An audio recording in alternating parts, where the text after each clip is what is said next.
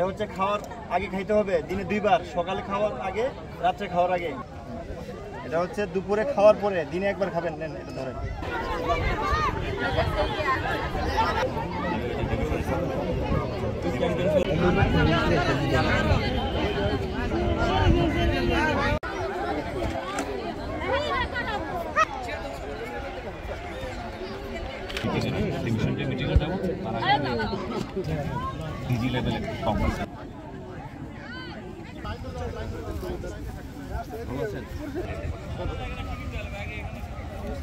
Shea butter ও vitamin E সমৃদ্ধ lily glam beauty soap. Lily, always beautiful.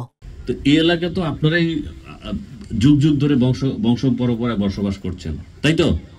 আপনারাও একটু আপনাদের এলাকার জন্য চিন্তা ভাবনা করেন নাকি?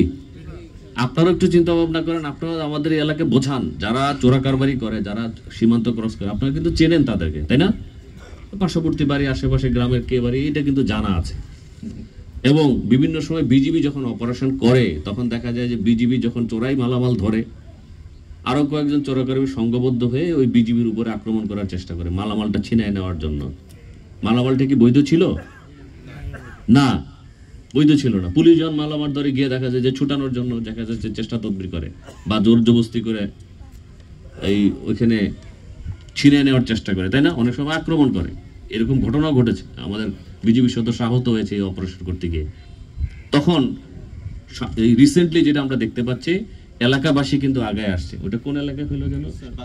বাগানবাড়ি এলাকায় আমাদের, হ্যাঁ, দোয়ারা বাজার। ওই এলাকায় আমাদের বিজিবির লোকজন বেশ কিছু চোরাই মালামাল ধরার পরে যখন চোরা কারবারিরা সংঘবদ্ধ হয়ে আক্রমণ চালাইছে, এলাকার লোকজন কিন্তু আগায় আসছে। আগায় এসে চোরা কারবারিকে তখন ধরার চেষ্টা করছে, তখন তারা পালায় চলে গেছে। এই জিনিসটা সব এলাকায় আমাদের দরকার, তাই না?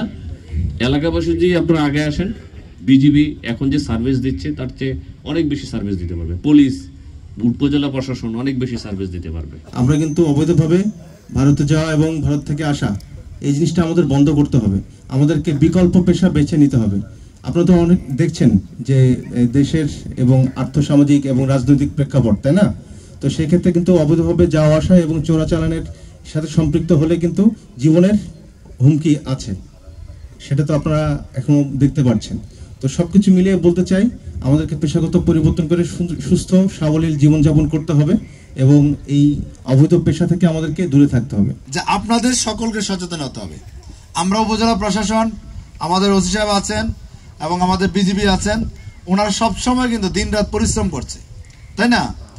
তাহলে আপনারা কেন আমাদের সহযোগিতা করবেন না? আপনারা ফোন দিলে আমরা কিন্তু যে কোনো বিষয় অ্যাড্রেস করছি, যে কোনো সমস্যায় দৌড়ে আসছি, তাই না?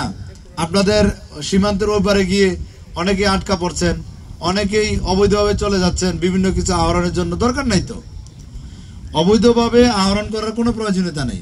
আমাদের বিজেপি প্লাস র্যাব ও অন্যান্য গোয়েন্দা সংস্থার সমন্বয়ে আমরা সীমান্তে যাতে মাদক, চোরাচালান, নারী পাচার এবং অন্যান্য যে মাদকদ্রব্য আসতেছে তার বিরুদ্ধে আমরা প্রতিনিয়ত কাজ করে যাচ্ছি।